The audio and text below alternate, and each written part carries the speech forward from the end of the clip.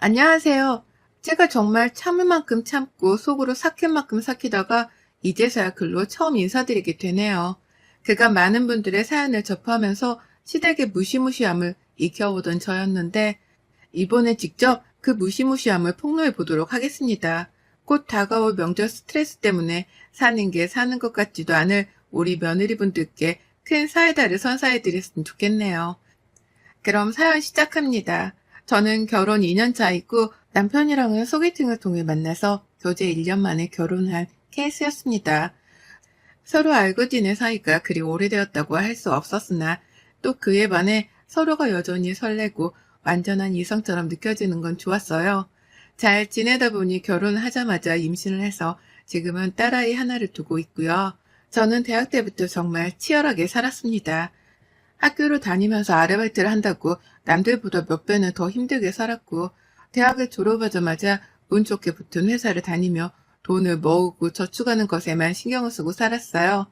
어릴 적이 그리 부유하지 못했던 이유에서였죠. 돈을 모으는 것만이 잘 사는 방법이라고 생각을 했던 저는 그렇게 열심히 살다가 남편을 만나 임신하게 되었습니다. 저로서는 살면서 처음으로 느껴보는 아늑함이 들었죠. 뱃속에 새 생명이 들어있었으니까요. 하지만 그와 동시에 불안함도 상당히 컸습니다. 지금은 덤덤하게 말을 하고 있지만 그 당시에는 불안한 것이 말도 못하게 컸어요. 나는 지금껏 잠시도 쉬지 않고 살아왔는데 갑자기 결혼하자마자 찾아온 임신에 몸은 부러우고 또 입덧으로 회사에서 동료에게 피해를 끼치기까지 하기 시작하니 생각이 많아지더라고요. 내가 살아온 삶과는 너무 동떨어진 모습이었고 그걸 바라볼 동료들의 시선이 먼저 불편했습니다. 몸은 몸대로 많이 무거웠고 결국 저는 남편이 권하는 퇴사를 하고야 말았어요. 20살 이후 처음으로 제 자신에게 일이란 것이 주어지지 않은 때였습니다. 정말 아무것도 할 것이 없이 제 몸 하나만 간수를 잘하고 살면 그만이었던 때였죠.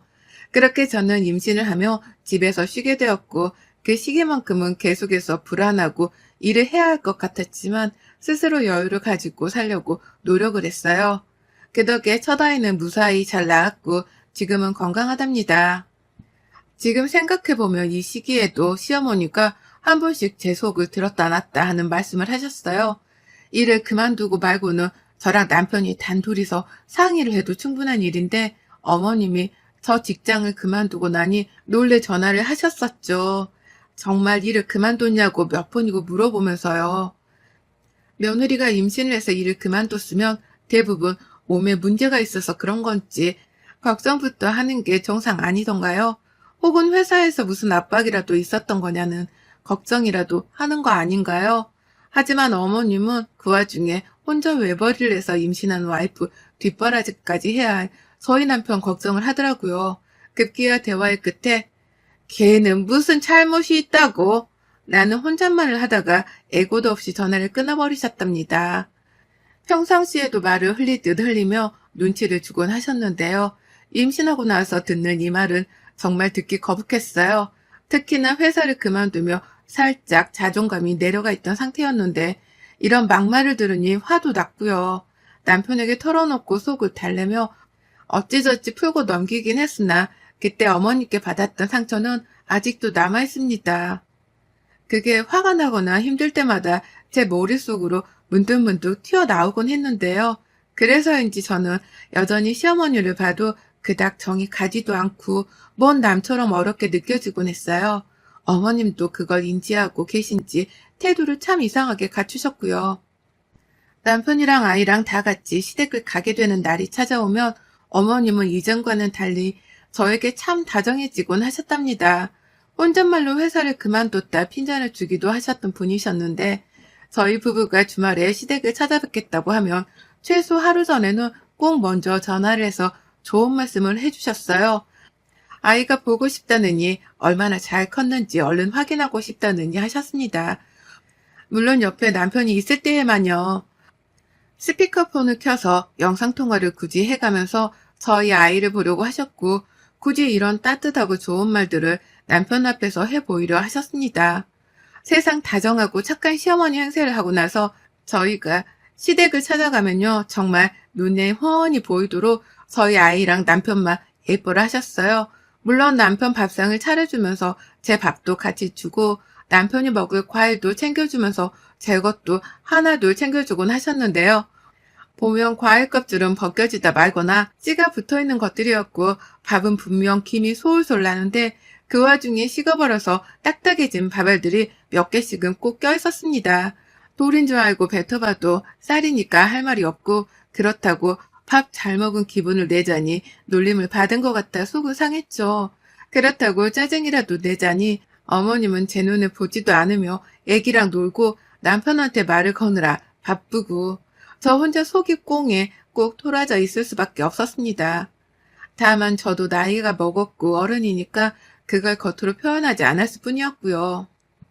어머님은 여전히 제가 일을 하지 않는 것을 못마땅해 하시는 듯 보였어요.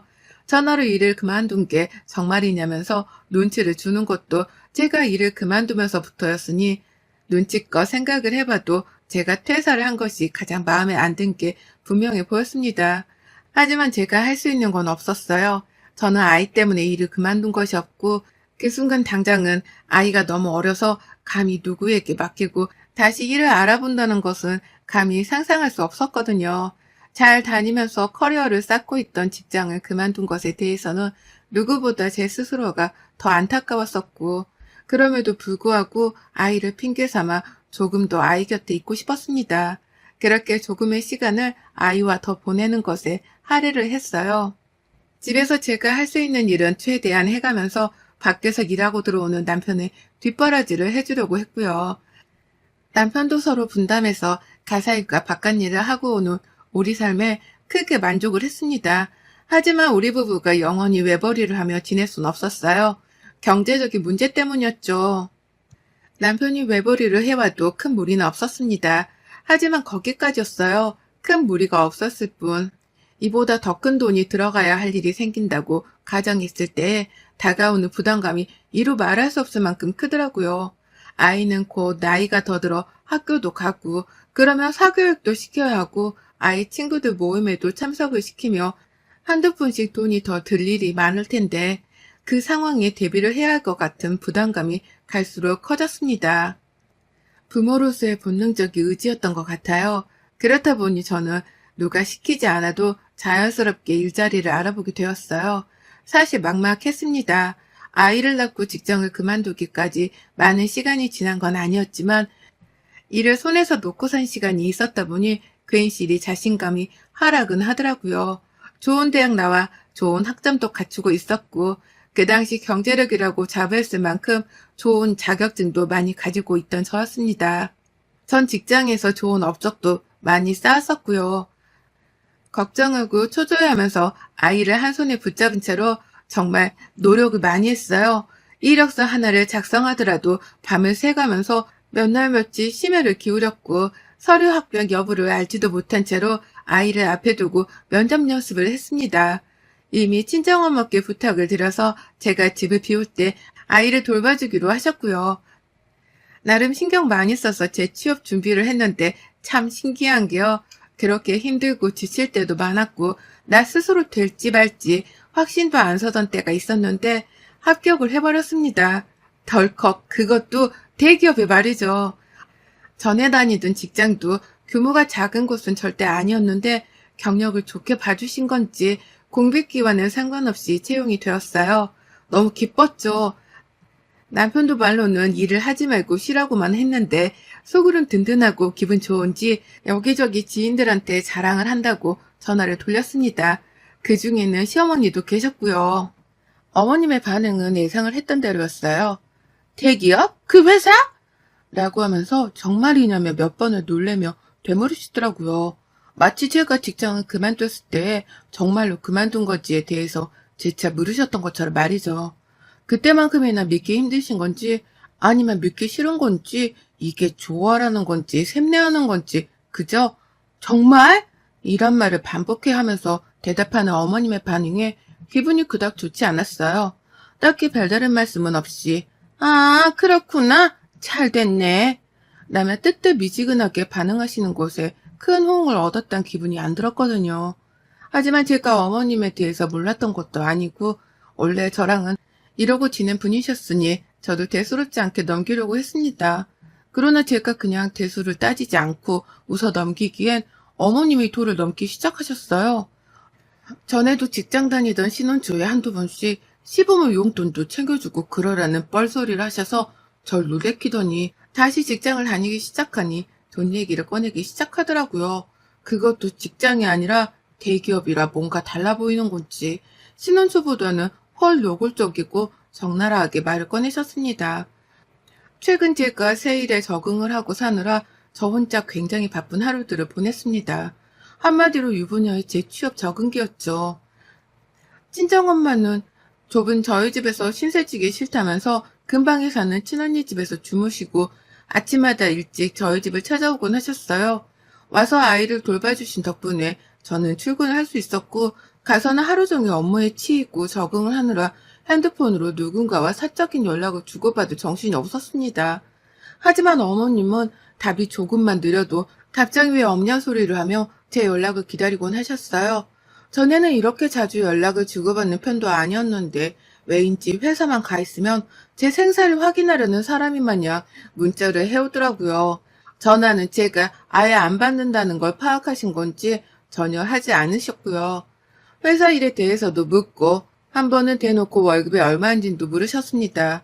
전에 다니던 회사보다 얼마를 더 받고 있냐고 하면서 금액을 물어보더니 제가 대답을 회피하자 그때보다 많이 받아서 대답을 못하는가 보네 라면서 또 혼잣말을 하다가 전화를 뚝 끊어버리셨죠.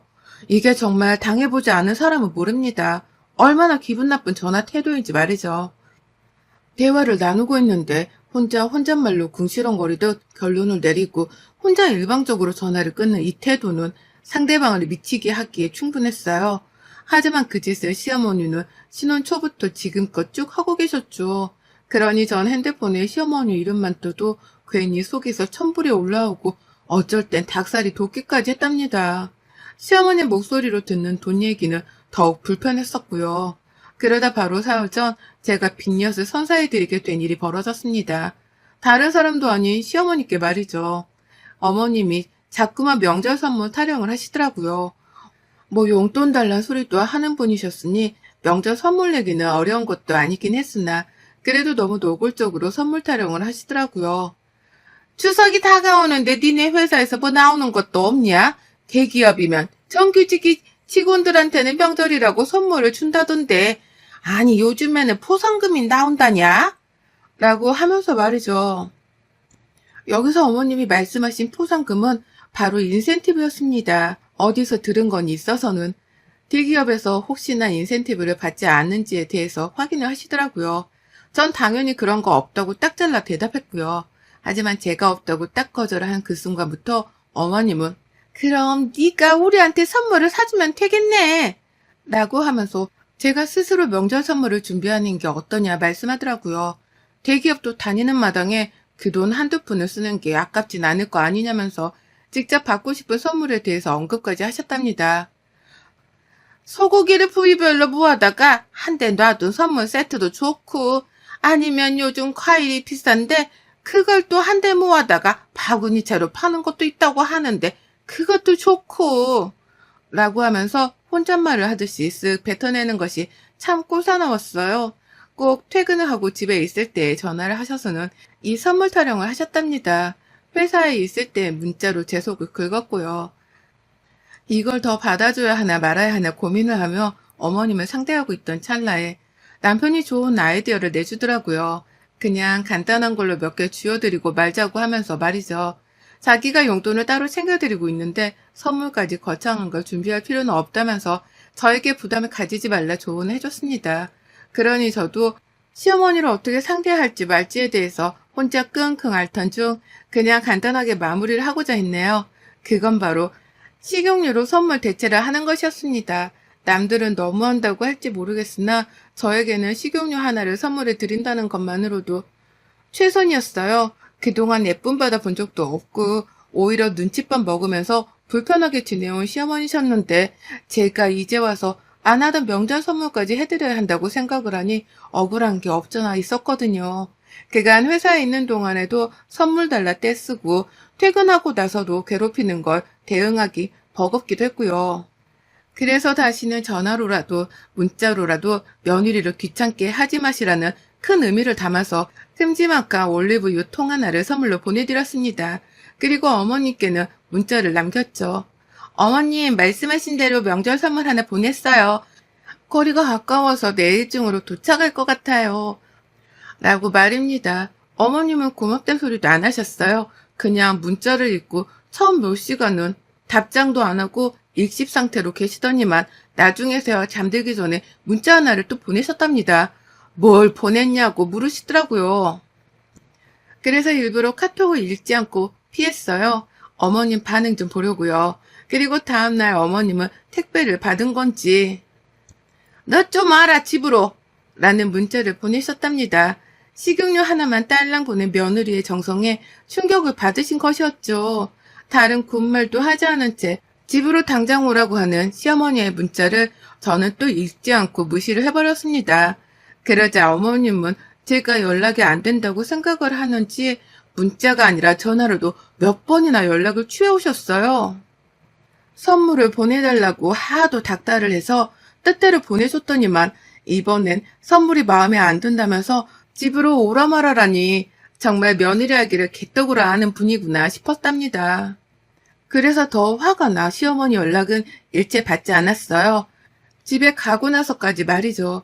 하지만 시어머니는 제가 생각한 것보다 훨씬 더 독한 분이셨고 제가 일방적으로 연락을 받지 않자 화가 많이 나서는 남편에게까지 전화를 해가면서 들듯 볶아대기 시작하셨답니다. 전화를 받은 남편한테는 마누라 단속을 똑바로 하라고 소리까지 치면서 저를 바꾸라 하셨다네요. 그 바람에 같이 집에 있다가 저는 시어머니의 막말에 기분이 된통 상했고 남편은 중재를 한다며 전화를 들고 방으로 들어갔고요. 한참이 지나서야 나온 남편이 그러더라고요. 자기도 더는 방법을 모르겠다고 말이죠. 뭘 해드려도 만족하지 못하는 시어머니의 태도를 말릴 방법도 모르겠고 저랑 사이에서 잘 지내게 도울 방법도 모르겠다고 말입니다. 그리고 전 남편에게 통보를 하듯이 뱉어냈습니다. 내가 알아서 해. 당신은 여기서 빠져있어. 라고 말이죠.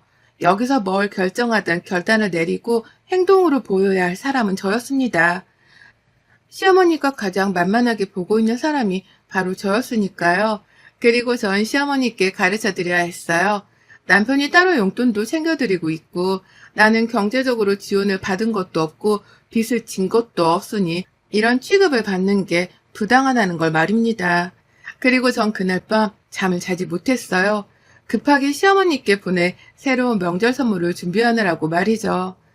시어머니께 명절 선물을 달라는 말로 이리 닥달을 받을 줄 몰랐지만 그렇다고 해서 욕까지 얻어먹을 줄은 몰랐던 저였기에 나름 정의감도 불탔습니다. 우리 시어머니만큼은 아니시길 바랬으나 딱 보니 전형적인 며느리를 구워 삶으려는 시어머니 같아 보이길래 저도 제 성질머리를 보여줘야겠다 싶었던 거죠. 그리고는 바로 새로운 시어머니의 명절 선물을 보내드렸답니다. 일부러 로켓 배송으로다가요. 바로 엿을 말입니다. 제가 준비를 한 건 바로 허연 엿이었습니다. 시어머니 드시라고 맛나고 달달한 엿을 준비해드렸네요. 엿 하나만 로켓 배송으로 보내는데 최소 주문 금액이 필요하길래 뭐 어떠냐며 엿을 더 사기까지 했습니다. 그리고는 시댁으로 보내는 결제를 했고 기다렸어요. 무슨 반응이 나올지 너무 궁금했습니다. 아니나 다를까 시어머니는 엿 선물을 받자마자 혈압이 치솟아 올랐던지 너 집에 오라니까 라는 음성 메시지를 보내시기까지 했어요. 단 한 번도 음성 메시지를 보낸 적이 없으셨는데 제가 문자를 안 읽을 걸 예상하셨던지 다급하게 음성으로 연락을 취해오셨습니다. 저는 무슨 말씀 하셨나 싶어 궁금한 나머지 문자를 읽어버렸고요. 목소리에서 화가 나 떨리고 다급해하는 그 기분이 그대로 전달이 되었고요. 저는 그것만으로도 제 계획이 성공했다는 생각에 웃음을 참을 수 없었습니다. 그리고 시어머니께 대답했죠. 왜요? 지금 일하는 중이에요. 라고만 말이죠. 아무것도 모른다는 듯이 바쁜 척을 해가며 대답을 했더니 어머님은 기세를 못 참고 남편한테 연락해서는 제 뒷담화를 신랄하게 까셨더라고요. 정확히는 며느리가 어쩜 이러냐면서 울먹이기까지 하셨다고 합니다. 며느리한테 명절 선물로 엿을 받을 줄은 꿈에도 몰랐다고 하시면서 말이죠. 남편한테 이게 도대체 어떻게 된 일이냐면서 한참을 붙들고 자기 좀 위로해달라고 몇 번을 울컥하면서 숨을 들이마셨다고 해요. 내가 살다 이 나이에 여선물을 다 받아보네. 이걸 달다고 빨아먹을 수도 없고 그렇다고 명절 선물이라 받아낼 수도 없고 어떻게 이러냐 네 와이프가? 라면서 신세한탄까지 하셨다고 합니다. 전 이걸 어떻게 알았냐고요? 남편이 한참 시어머니를 달래주고 위로해주다가 뒤늦게야 당황해서 사실 확인을 한다며 저한테 연락을 해서는 알려줬네요. 집에 엿이 도착했다는데 진짜야? 당신이 보냈어? 라고 하면서 저한테 확인을 하겠다고 전화를 해왔고요. 저는 사실대로 말했습니다. 식용유 선물로도 만족을 못하시는 것 같길래 내가 엿도 보내드렸어. 그럼 내가 무슨 말을 하고 싶은지에 대해서 정확히 알아들으시려나 싶어서 라고요. 그러자 남편은 저의 패기에 충격을 받은 건지 놀라서 아무 말을 못하더라고요. 그러신 것 같아. 엄마가 꽤 충격을 받은 것 같긴 하셨어. 라고 하더니 이내 덤덤하다는 듯 차분히 전화를 끊었습니다. 그리고 전 그제서야 다시금 어머니께 문자를 보냈어요. 엿 잘 받으셨어요? 라고 말이죠. 시어머니는 답장을 못하고 저는 그 타이밍을 놓치지 않은 채 다시금 연락을 드렸습니다. 엿 잘 받으셨냐고요? 라고 말이죠. 하지만 어머님은 이번에도 답장이 없으셨습니다. 엿을 보낸 걸로도 모자라 엿 잘 받았냐는 질문을 당당하게까지 하는 저의 패기에 2번, 3번 놀라셨던지 어머님은 입을 완전히 다물어버리고야 마셨네요. 덕분에 저는 당당하게 엿을 보낼 줄 아는 정신나간 며느리가 되었고 이제는 어머님의 진상스러운 연락들이 더는 부담스럽게 느껴지지 않게 되었답니다. 언제든 엿을 또 보낼 각오가 되어 있으니까요. 어머님, 또 저한테 선물 타령해보세요. 그땐 호박엿이며 물엿이며 아주 종류별로다가 바리바리 싸서 보내드릴게요. 여러분의 생각은 댓글로 남겨주세요. 오늘도 시청해주셔서 정말 감사합니다.